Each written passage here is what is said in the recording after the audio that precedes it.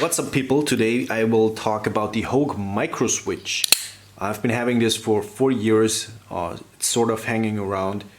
Funnily enough, I did my first video about this after 4 months, and now the second one after 4 years. So 4 seems to be the lucky number of this guy. Anyways, this is an Alan Elishewitz design.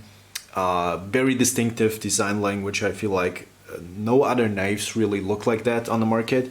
So yeah, because he designs a lot of Hogue knives, a lot of Hogue knives look like this, and yeah, it is a design you have to like, I guess, because this is not a very simplistic design, not a very elegant design in a sense. It's more, there's a lot going on, lots of mechanical parts, lots of screws, lots of milling, lots of chimping here on the spine and underneath. I feel like it looks cool. That actually was the reason I bought it. I feel like this looks like a cool and interesting knife, almost like a tank in a sense. It reminds me of a tank, that's what I'm trying to say here. And yeah, we'll talk about several things here. Build quality, and then we jump into the, I guess, reliability of the auto action or the action in general. And after that, I want to talk about usefulness of this little guy here. So yeah, let's start off with build quality. Hogue knives, pretty damn well made. These are put together really nicely. I have never seen a Hogue knife that's bad or anything. They use big screws, nice construction, everything goes together nicely. Never adjusted the pivot or anything in its lifetime, so everything held together really nicely. It's still perfectly centered and everything. No blade play, funnily enough. Most auto knives have at least a little bit of blade play. This guy has no blade play. That's a good sign. Nice little details. For instance, the backspacer here looks like file work almost. It's a plastic backspacer, by the way. Comes to a fine point, which you could definitely use as a striking implement for like self-defense, not for pounding on things because it's plastic. And yeah, the factory edge on this guy was the most absolute perfect factory edge that I've ever seen. I guess not ever, because my first Hogue knife, the Hogue Hedron, had the same perfect factory edge on there.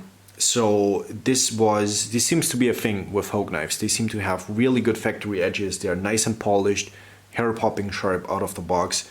I have already resharpened this a little bit. Not too often though. Even if I would have, this is a hollow ground blade, so it gets thinner as you sharpen it, so that's pretty good. They give you lots of lifetime, both in the build quality and also in the blade, I guess. CPM 154. This is a steel that's used on a lot of auto knives actually. I do think it's an okay steel. It's kind of a jack of all trades. It's good at edge retention, good at toughness. It's nice to resharpen, I feel like, very easy for me at least.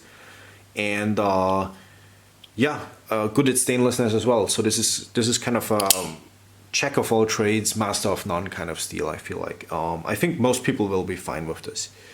And I had never had any issues on the steel, no chips or anything, but this is a very small blade. You're not going to do like huge cutting tasks with this. This is only 2.5 inches of blade length, which is 6.5 centimeters. So I'll give you a size comparison here real quick. This is the Spyderco Delica. You can see the Delica feels like a significantly bigger knife. And here is the Spyderco Chaparral, which is one of my favorite small knives actually.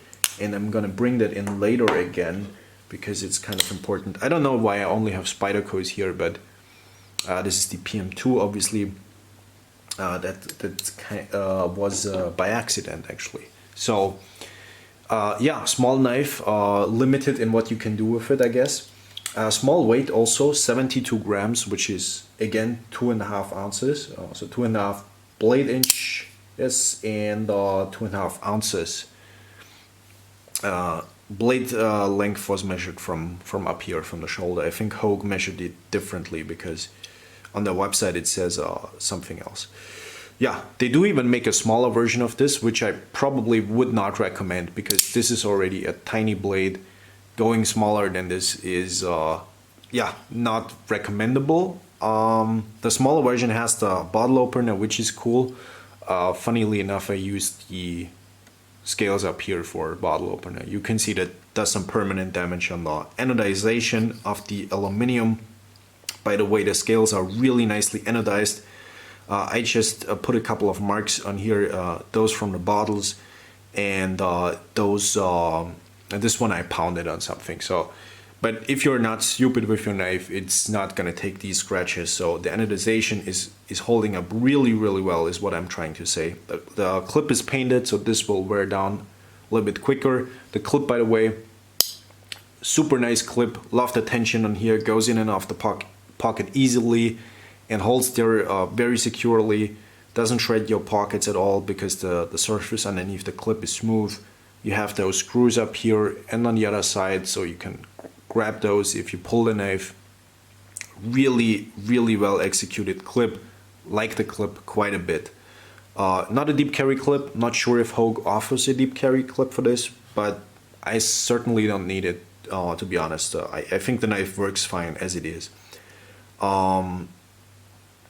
Yeah, the coating on the blade is something else. It might be a Cerakote or something like that. So this is painted, this is anodized, this is coated.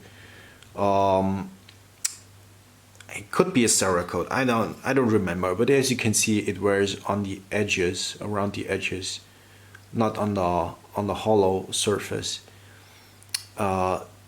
If you use your knife, obviously you're gonna take scratches. I think part of the appeal of a fully blacked out knife is that it wears over time and that it looks used. So yeah, nothing to complain here. I think this is a really well done knife in terms of quality, and that goes for the action as well. This is a really good action.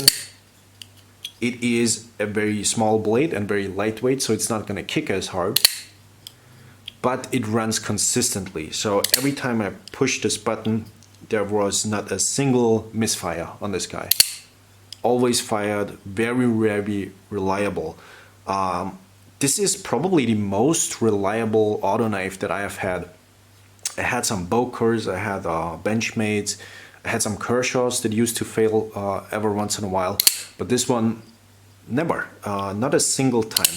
I guess if you compare them to like Protex, I don't have any other auto knife beside this Protec here, which I'm sorry for that. I can only compare it to this, which is kind of unfair because Protex kick really hard, because these have really hard springs.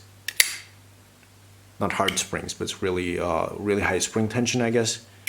And so yeah, this one kicks really hard, and this one doesn't kick as hard, but it kicks consistently, and the spring keeps the blade all the way to the end open. So yeah, I like the action. I think it's a good action. It's one of those knives that makes you happy every time you push the button, and that's part of the appeal of a side opening automatic, I feel like, because you get that satisfaction every time you open it.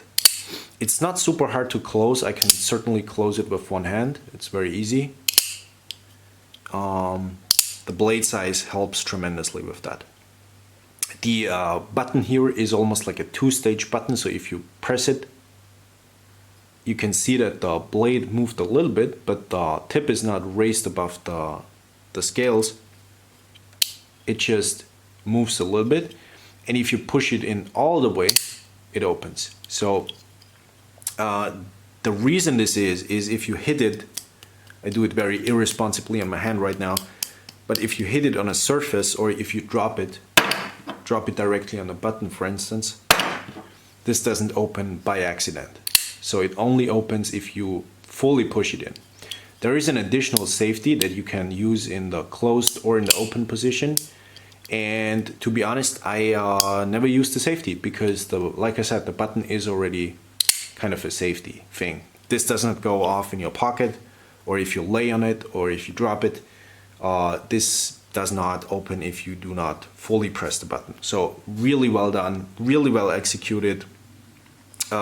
Materials, coatings or anodization, build quality, auto action, springs, everything is perfect here. The only thing that I would critique on this is it is a small knife, it has a small handle, so if you hold it like this, you almost fall off the back here. I have smaller hands. If you have big hands, this might be very, very small for you to hold. This section right here, you can use as a choil, and I honestly always do. If I pull it out of my pocket, I naturally end up in this position anyways.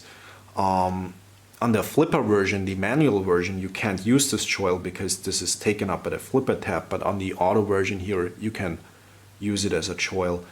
It doesn't feel super nice in this position, I will say. You mainly use it for this because this Wharncliffe shape almost only allows it to be like a draw cut knife, so like a box opener. What I sometimes do, if I need more precision, I take my middle finger here, index finger up here, and then I can get really precise cuts on something, yeah, whatever I'm cutting. Now, because of this Wharncliffe blade shape, which cuts very aggressively, it is also limited to, like I said, this draw cut motion. And the handle shape also limits it in its usability of larger materials. I'm bringing the Spyderco Chaparral that I showed you before. This is like the same size overall, even has the same blade, or at least cutting edge length, but not really, because there is a lot of curvature in the Chaparral's blade, so this actually has more cutting edge per inch. And this knife you can use as almost like a bigger knife. It is small, but you can use it as a larger blade, and you can get a lot more chores done, I feel like, with this blade shape and with this handle than with this one. So keep that in mind. Is it a box opener for you? Is it an expensive box opener, or is it a knife that you want to use for more than that? Because if you want to use it for more than that, you might be limited a little bit here. The Chaparral is overall the way better knife in my opinion, but what the Chaparral doesn't have is the fun, the auto action, right? The satisfaction you get. The build quality is insanely high, like I said. I like everything about this knife. I sometimes just feel like it's not enough knife, if you know what I mean. If I carry this, I always carry this as a secondary knife and never as a standalone. You can combine this with a variety of knives, large folders, fixed blades, all kinds of knives. So it is good for a secondary thing. When I bought this, I had in mind, back in the days, I had a job where I was cutting down cardboard all day long. I was opening boxes, shipping boxes, and my PM2 was my main knife back then. And I wanted to replace my PM2 with this guy, and to be honest, it never did, because the PM2 is still better at most cardboard tasks that I do than this one. But I will say it is really well built, and if it comes down to the quality, to the fun of the auto action, to the reliability of the action, really good knife. Not bad at all. The question is it for you? That's for you to decide, I guess. So yeah, this is my honest review about the Hogue Microswitch. Certainly had a lot of fun carrying this, and certainly like it quite a bit. It's not the most perfect knife, but it doesn't have to be, right? It can be a really good knife, and yeah, you can still enjoy it. The box that it comes with, a standard Hogue box, really cool in terms of colors, I feel like, and it comes with a pouch as well, just as a quick side note, I guess. So that's it for this video. Thank you guys for watching, and maybe see each other in another video. Goodbye.